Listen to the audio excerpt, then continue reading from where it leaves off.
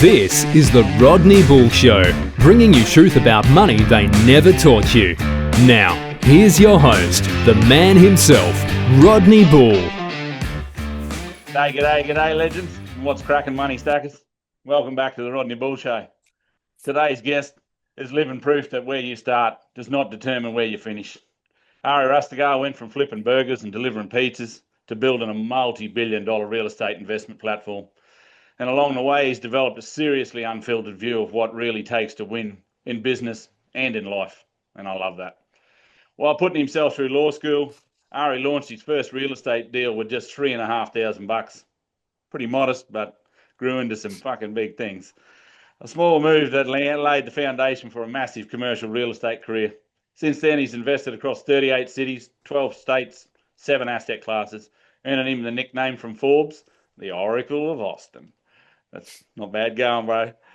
He's a New York Times best-selling author of The Gift of Failure, a powerful book that breaks down how setbacks in business and health can become your biggest strategic advantage. What I respect about Ari is this for sure. He doesn't just talk about building wealth, he talks about building the person capable of handling it, which in my journey is by far, I think, the biggest thing that you need to learn along the way to be able to make it happen and hold on to it. So from real estate and entrepreneurship to biohacking and elite performance, Ari brings practical frameworks to help people turn ambition into results and failure into forward momentum. So if you're ready, folks, we'll get straight into it, eh? Ari Rastegar, welcome to the show, mate.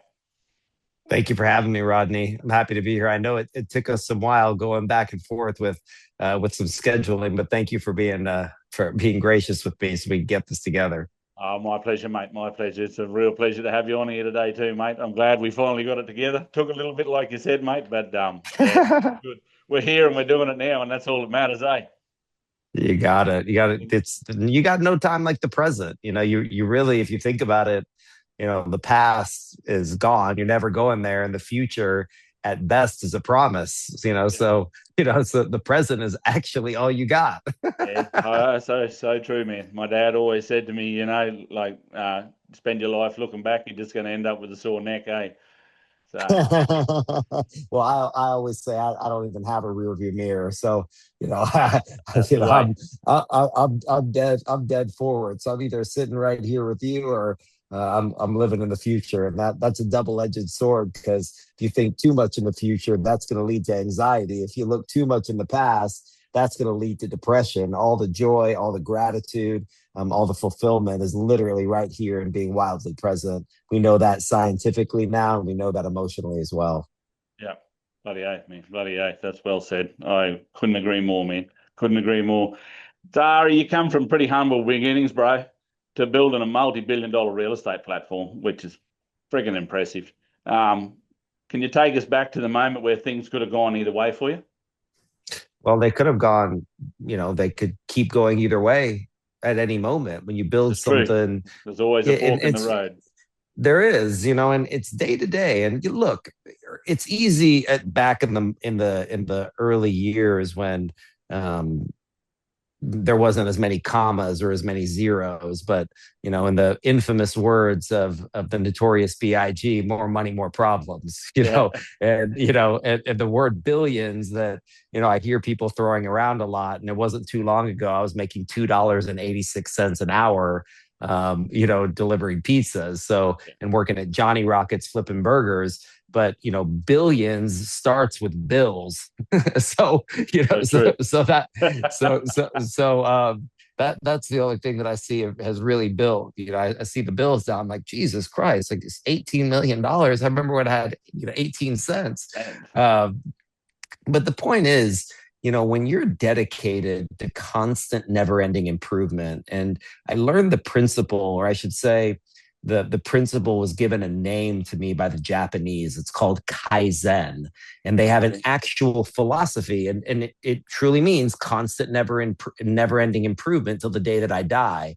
And when I first heard it, instantaneously it resonated with me, because I couldn't put a word or a label on myself other than being relentless. And my father, someone asked my father at one of the groundbreakings at one of our, 600,000 square feet developing massive industrial development, or one of them. I don't even know which one it was, but at a very large project that was very humbling for me to even look at a moment and say, my gosh, my dad was an Iranian immigrant, came from an incredible family in Iran and then had to start over with absolutely nothing here, which is the story of a lot of Iranian Americans. And I'm looking at my dad and looking at this and, this very kind man that was there at the groundbreaking.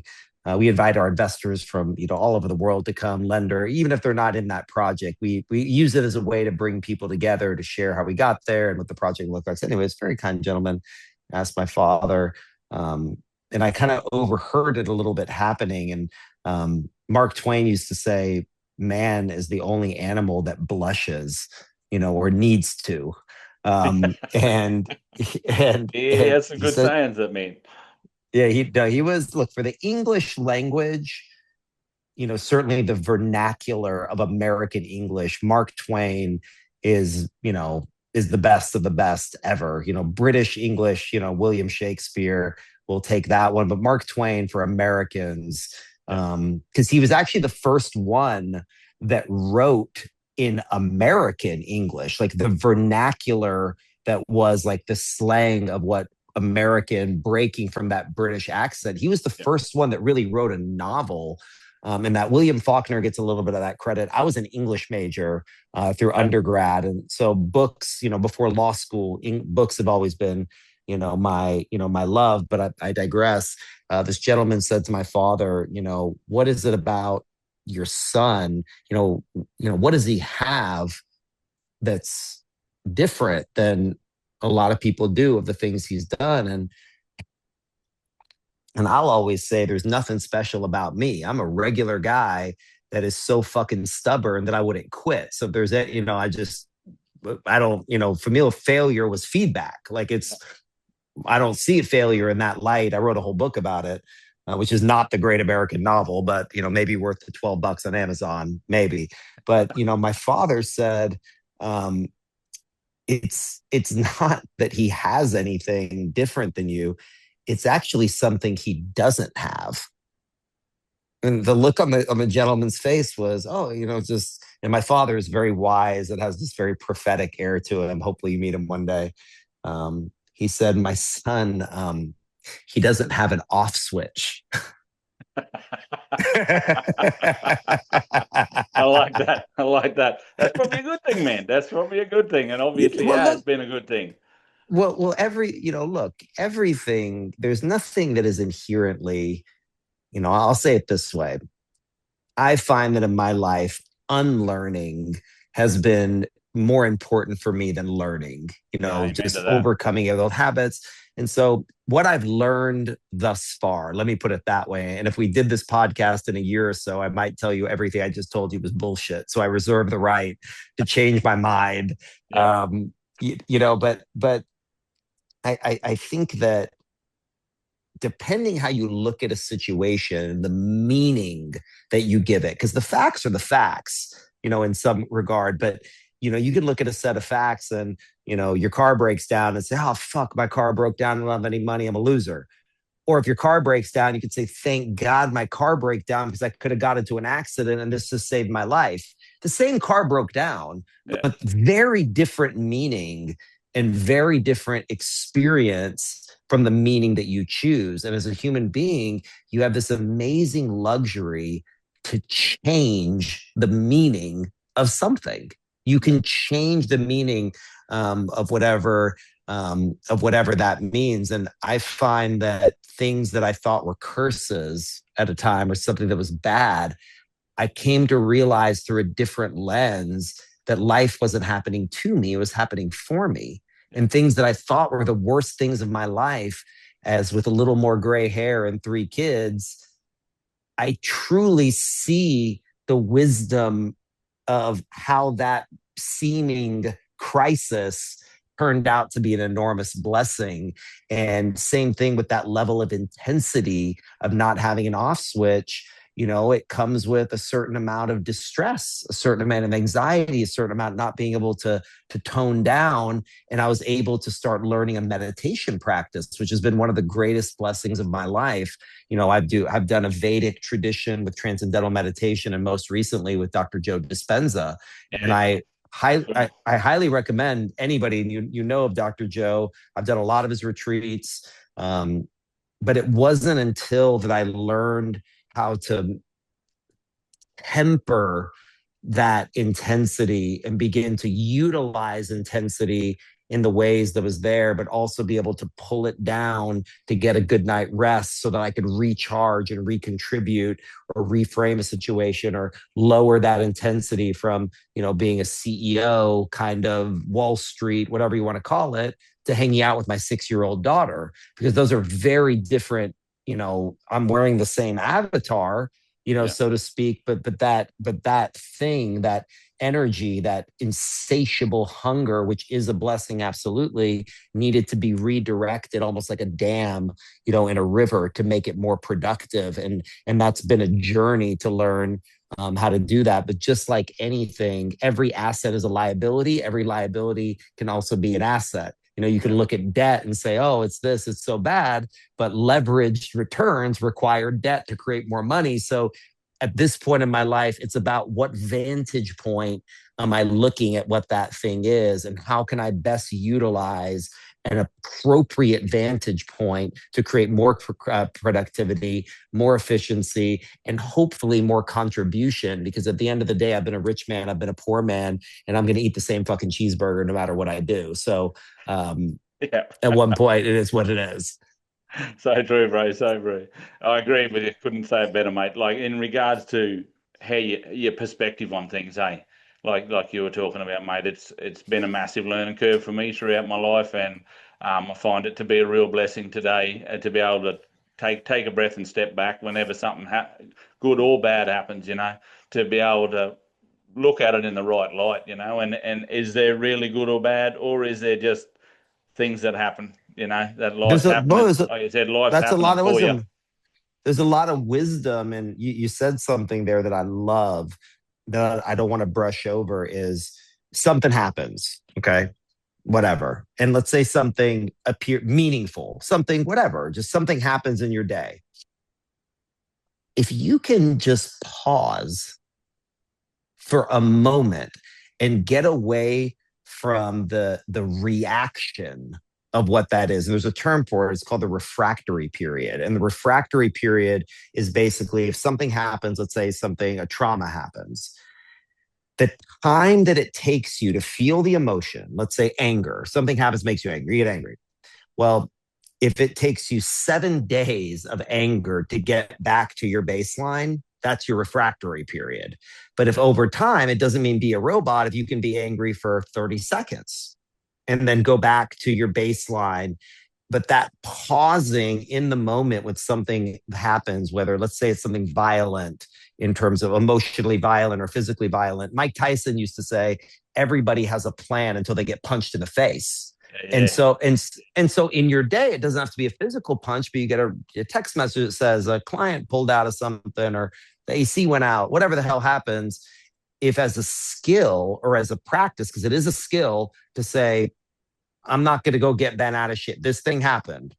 I'm going to sit right here for a second, maybe 30 seconds, maybe a split second, maybe a few minutes, depending on the intensity of it, and let your thinking mind, let the logic of your mind. How many times have all of us got into a situation where you got upset and the next day you're like, fuck, yeah, I did not really need to say that. Times. Yeah, a few thousand times for me. And then, but as I've gotten older, I've said, you want to say something. You can always tell someone to go fuck themselves tomorrow. Yeah, so true, so true. It's still going to be there. But in my esteem, the times when I was going to do that, the times that I waited tomorrow, I would say 85% of the time, there's no need to say that. And so that pause, that pregnant pause that holds a different possibility, if we can train that as an action, as an actual behavior That I say, oh, this and this, and someone says something to you, and your ego gets the bruise. Okay, like we all have. But if you wait and start to think about, whoa, Ari, what? How did your feelings get hurt there? He pushed on your little soft spots, or you're not the smartest or the coolest or the what, and start to have what's called metacognition and think about what you're thinking about. That very act in that moment, I found in my experience, resolves so many of the problems that would have been reactionary and hence counterproductive, if not, self-harming. Oh yeah, bloody oath, mate.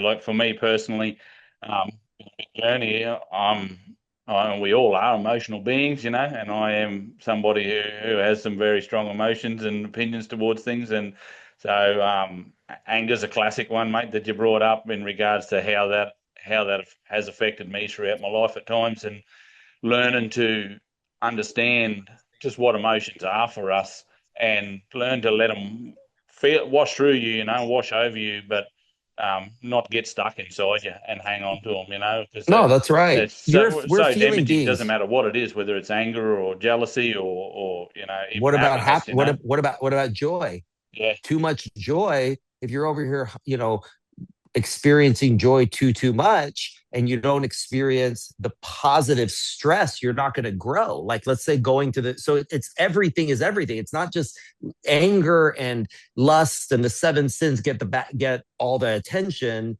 of what we should control, but the other side of it is like going to the gym, right? So I can go to the gym, and it's when I'm pushing that weight and experiencing stress and whatever emotion of that's getting me through that is when growth is happening. So we have this suite of emotions, this toolkit that if we can learn how to transmute it into something that's look at Kobe Bryant, I don't know if you watch American basketball at all, but you watch Kobe Bryant back in the day. Kobe was used anger, he didn't just go and punch people in the face. I'm sure he did at some points, but on the basketball court, he was able to harness that anger, that raw competitiveness to become one of the greatest basketball players, of all time. So, and like sexual energy as an example, like look, and Napoleon Hill talks about this in Think and Grow Rich. He very clearly says, if you take sexual energy and you just overuse it, clearly that can be very destructive. It can turn into love, just like a drug. It can be just overused, reused the pleasure. But if you have that emotion, that drive, and you can take that and transmute it in your desire for money, your desire to do good, that just the drive that people have when they feel like the pull of an addiction or a pull of sex or a pull of something that you feel like you almost can't control. And you take that pull and you put it towards your goal, put it towards something else and change it. It's in that morphing of those emotions, not in the numbness per se, or not in the not feeling them. It's bringing consciousness to how you can best utilize them, in my opinion. Again, and I reserve the right to change this opinion at one point down the road, but it's just an opinion. And we know what they say. Everybody's got those, as we all know. Yeah, well and truly, mate, well and truly. And that book of Napoleon Hill's, mate, like I've read it myself and on a second reread of it, and it's what you can take out of that book if you choose to take it in the right way is it's everything. Really I think it has everything. I think I've read it so many different times in my life, and you're a different person when you read it the next time, the third time. You pick stuff up or you see them differently, and all the great bodies of wisdom and knowledge and whatever it is, whatever your religious preferences, whatever the classic novels or books or whatever wisdom, whatever timeless wisdom that is your love language or your, the place that you go. The old saying is, no man steps in the same river twice, because they're not the same man and it's not the same river. And I think that's a similar, these cliches are cliches for a reason, because they've been said so many fucking times for so many thousands of years that somebody must have understood something about something. Yeah, so true, mate. So true. And that's the only one true constant in life, mate, is change, without a doubt. That's right. Well, nature so if you shows can't us cope this. with change, that's probably your biggest starting point that you need to work. That's right. Well, nothing actually stays the same. Things are vibrating, they're changing, they're evolving, and it's either dying or growing. This is basically the law of nature. And so if we push to a place, where we're growing versus dying versus, you know, and for me, this is really about growth and contribution. Like I've, in all the different emotional needs that we have, and Tony Robbins outlines these very beautifully. And for me, is where I really saw it organized and explained so succinctly was, there's growth, contribution, need for significance, need for variety, need for uncertainty, need for certainty, but how you change them and which ones you put at the top of the list are what really changed. So someone that really lives their life about trying to be significant and wanting things to be certain lives a very different experience than someone has love and contribution at the top of their two lists. We all use all of them. We all need to have a certain amount of significance, a certain amount of love, a certain amount of, because look, if you didn't have uncertainty, life would be so fucking boring. You wouldn't want to do anything. If you knew everything that was going to happen, you just don't like bad surprises, but you like surprises. You want surprises and change, but you know what I'm saying. Yeah, man. Full bloody sure. Full bloody sure. So with all that you've achieved so far in your life, Ari, what do you see for yourself going forward, mate? Like, and I'm just getting warmed up. I'm just getting warmed up. I'm just getting warmed up. Like, I feel like all the stuff that, that maybe could fill on a resume or something. Like I've never felt more. I'm 44 years old. I recently divorced. I have 3 kids. I hear that, mate. And I have never in my life felt more alive.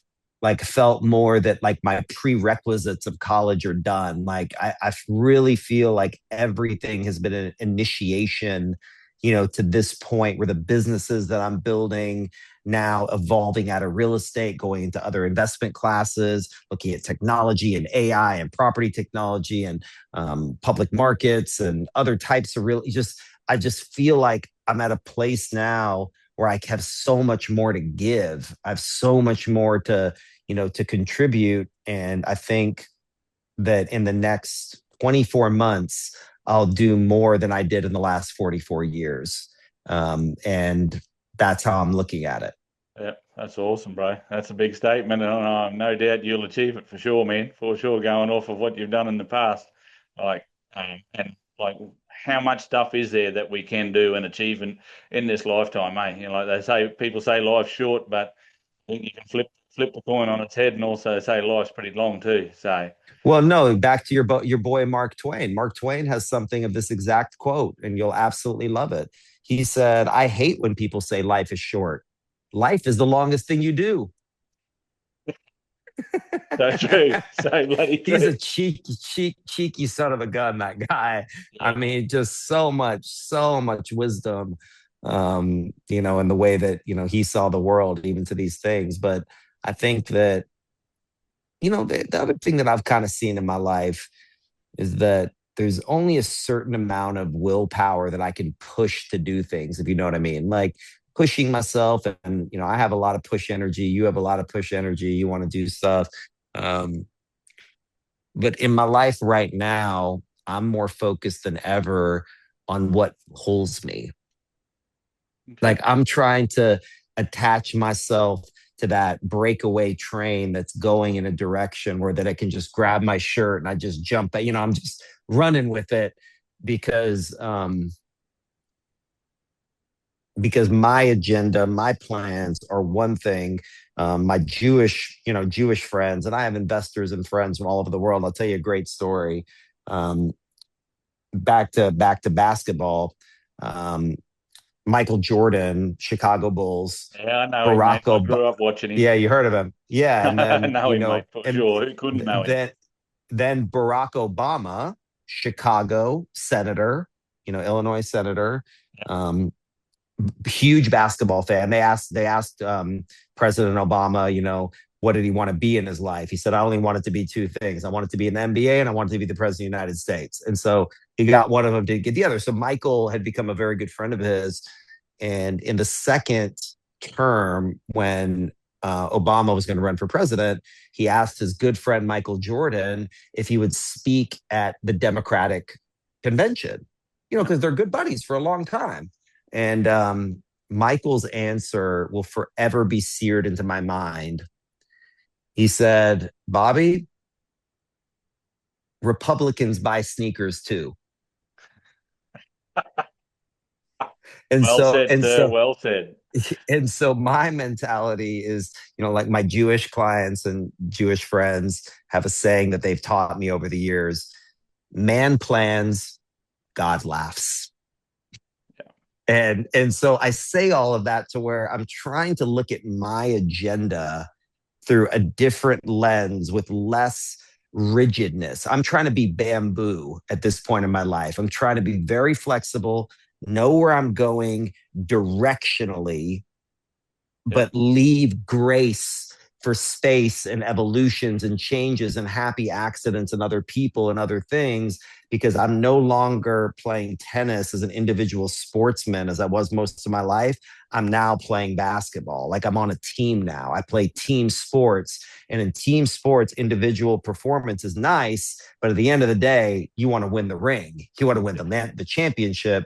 And that team sports requires other input, other personalities, other skills, other genius, other stuff. So this next phase of my life, to your point, is evolving into team sports, is evolving from being a founder that does a bunch of stuff to being a CEO that coaches other things, that enables other people to find their greatness, their strength, and having a vision, but leaving room for other ideas, different and better than my own, to morph a we plan, not just an I plan. And that's requiring me to evolve as a human being, which is not an easy feat. I'm saying it maybe nicely and quickly, but that's requiring me to excavate my soul and try to figure out what those are and find those little soft spots that, I get my feelings hurt, or thinking I need to be the man, or thinking that, oh, this was my idea or that. So I'm looking at all that stuff in the mirror and trying to figure out, the man and the teammate that I want to be. Yeah, that's dead right. Like Michael Jackson said, hey, man in the mirror, takes a bit of looking at and some serious reflection there at times, Ari? It's all inner game, bro. It's all inner game. Yeah. And at the end of the day, if we're blessed enough to have our 4 limbs, to have, some level of cognitive function, in my case, it's a mental game. It's happening in between your ears. The whole thing is there. And I think the more that we can refine that mental game and use whatever practices we use to enhance that, and be very brutally honest with ourselves, to look in the mirror and find those little soft spots and think about why we got upset, think about why we got happy, think about what those things are, but thinking about what you think about. As weird as that sounds, if you can think about what you think about for a little bit of time a day and write it down, and if you're blessed enough to have some very close, loving friends that you can share some of that with, or somebody that you trust that can, bounce that off of you, I think you'll put yourself in a place to not only find more peace and serenity, but find more productivity. Because at the end of the day, as I said, if you're not contributing at a very high level, I don't think you're experiencing all your joy. And people say all the time, money can't buy happiness. And they're so full of shit, because those people have not given enough of it away. Yeah.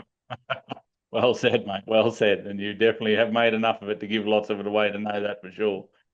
Yeah, and not just giving the money, but giving your heart, giving your moment, giving an act of kindness, because that's currency.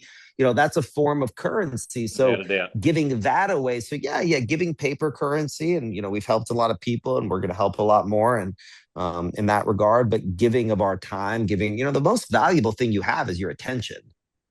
And all the social media our most companies, precious commodity, mate, and the one thing we're losing less and less of every minute, every day. But all the social companies have figured out an algorithm of how to get your attention and what it's worth. They have a formula of what your attention is worth, to scroll and flip and bing and boop and all that other stuff. But it's because it has true value, and giving another human being your time, your eye contact, your full present self is such a magnificent gift. To give and receive in that moment, to where someone might say, well, I don't have $10 billion to give or something like that or something. Guess what? I didn't either at one point.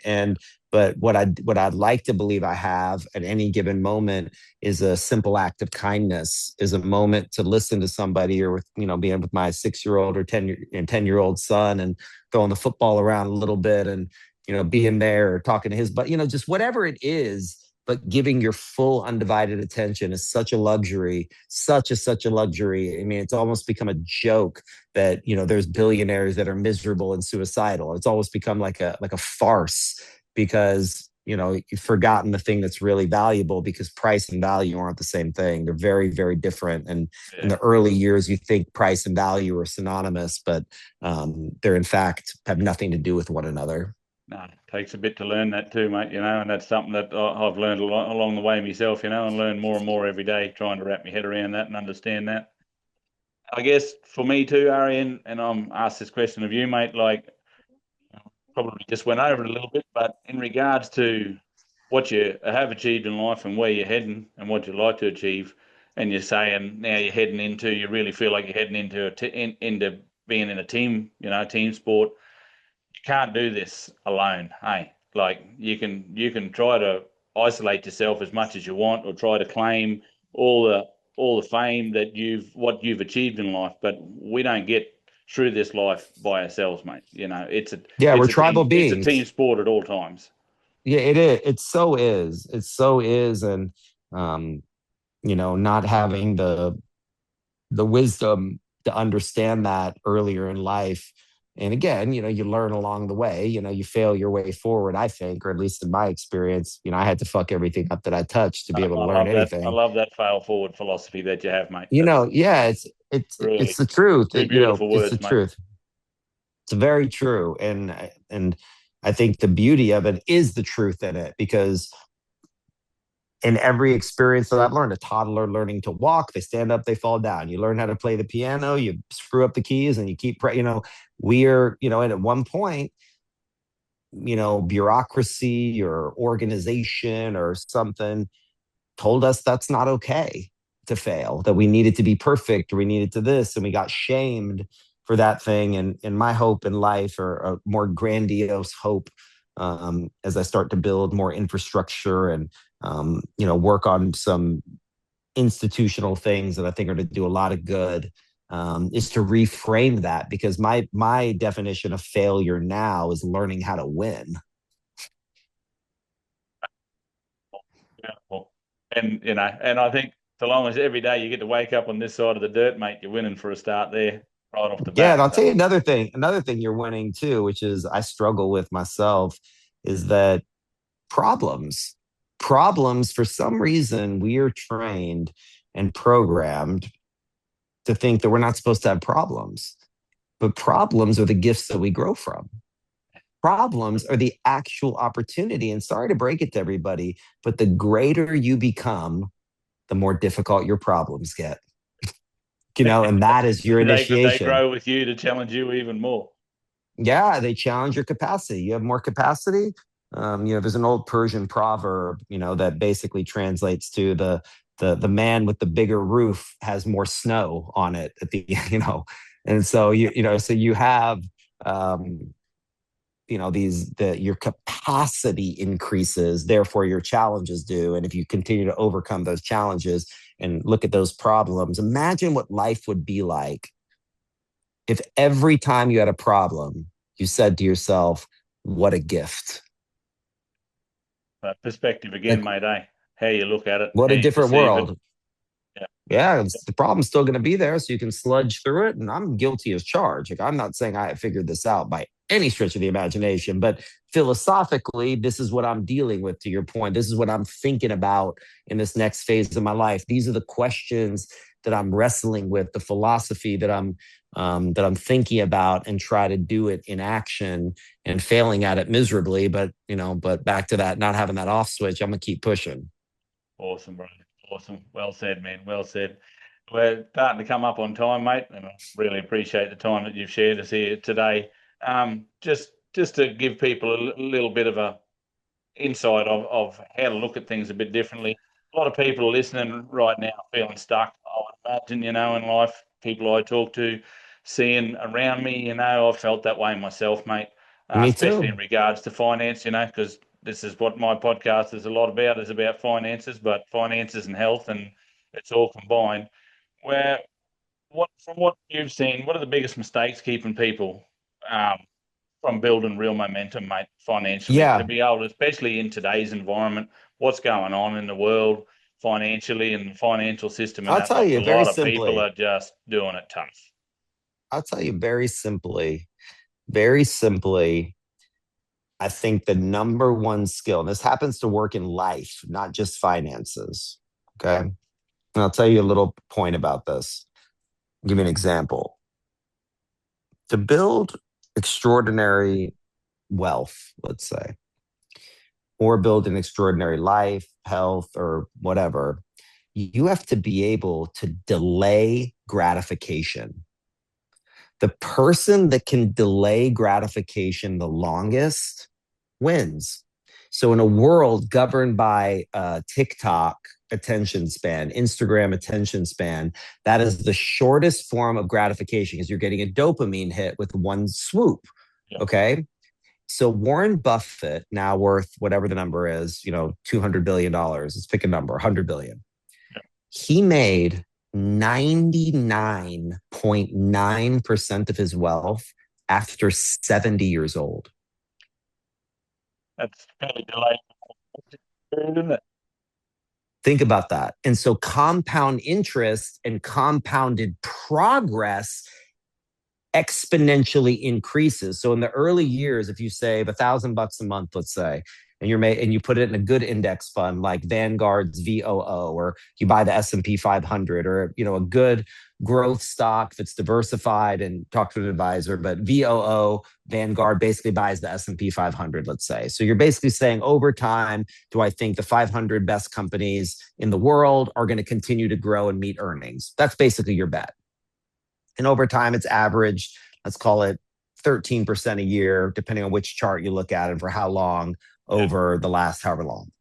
Well, if you have $1,000 a month and you make 13% for a year, you kind of see like, eh. But if you keep doing that for 30 years, which again, it's money. I know $1,000, whatever, but if you're 18, 19 years old and you have an okay job and you save $500, you save $300. I know those first 2 years, 3 years, 5 years, 6 years, 8 years, 10 don't feel like anything, but you're going to wake up, if you're lucky enough, at 65 years old. And if you look at the 40-year trajectory of compounding just $1,000 a month, okay, or $500 to $1,000 a month, and I'm flubbing the numbers a little bit, but check my math and it'll be damn close.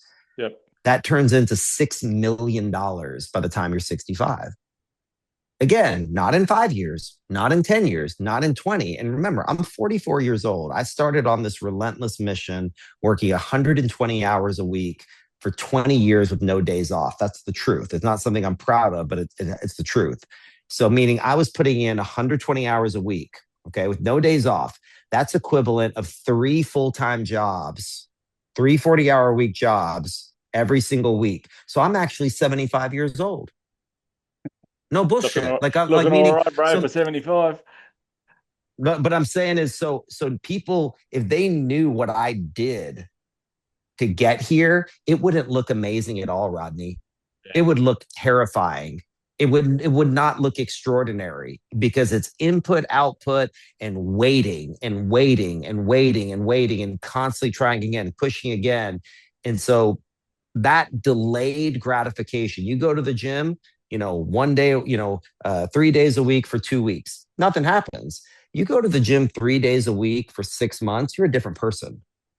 So that concept, if there's one skill that I would tell to anybody that wants to create a meaningful life or create meaningful finances, learn to delay gratification. Awesome. Beautiful. Love the words, mate. And it's so true. I've just been a bit of a slow learner with that thing along the way through my own life. I'm 50-year-old You got myself, time, mate.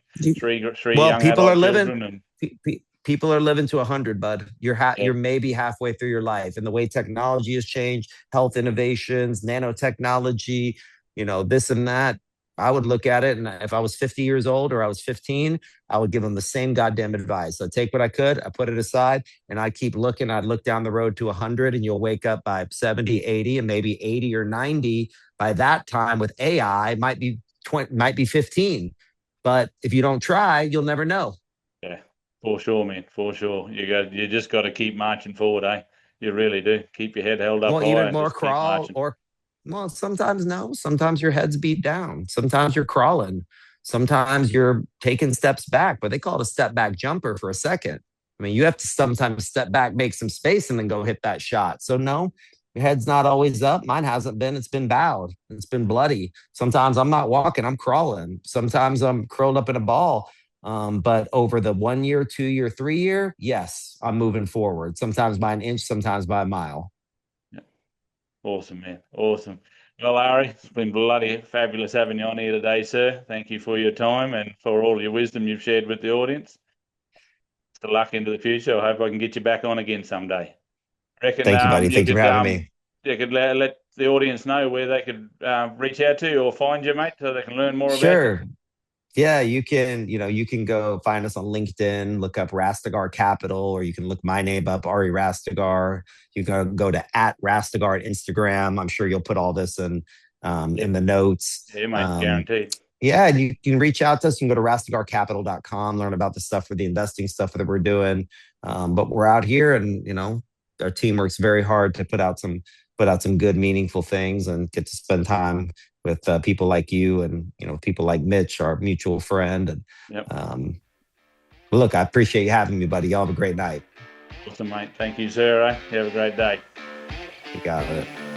One stacking, folks. This has been another episode of the Rodney Bull Show, a Rebel Edge production.